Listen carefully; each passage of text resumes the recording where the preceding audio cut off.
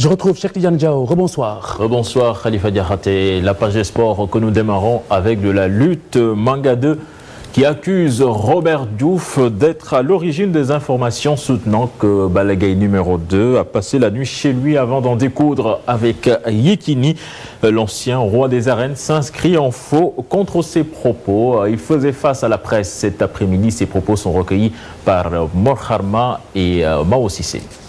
Des interviews d'individus dénommés Faltine, Modoudien déclarent cette défaite de Yekini est due à la trahison de Manga 2. Plus loin, l'un d'eux affirme que dans la nuit du vendredi, Balla Gaye est venu à Fadiout avec Manga 2. Il a passé la nuit chez Manga 2. C'est le cas depuis plusieurs mois. Précisément, depuis le combat qui a opposé Bomordier à l'adversaire de Balla Gaye 2 de dimanche dernier.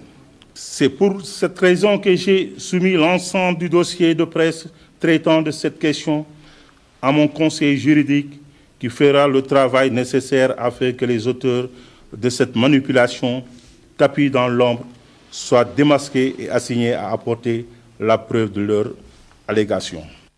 Là, c'était Manga 2, l'ancien roi des arènes, qui a apporté ses précisions.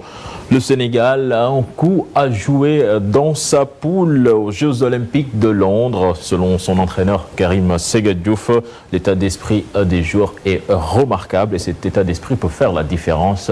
Nous l'écoutons, il est interrogé par Saïran Sadiop. Qualification, oui.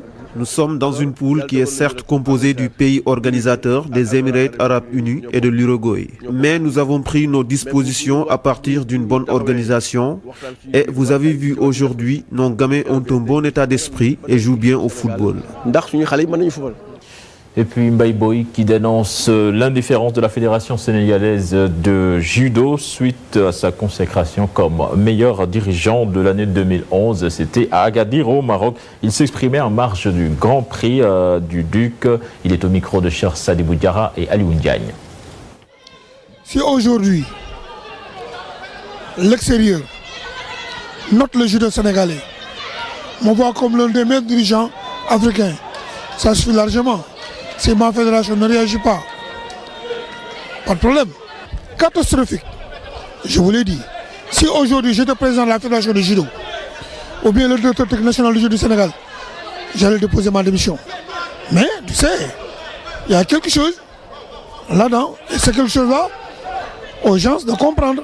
Les techniciens qui dirigent le judo sénégalais n'ont pas le niveau pour le diriger. Pour que le judo revienne à son grade, il faut des jeunes techniciens, des gens qui dirigent des dojos, des gens qui ont des clubs.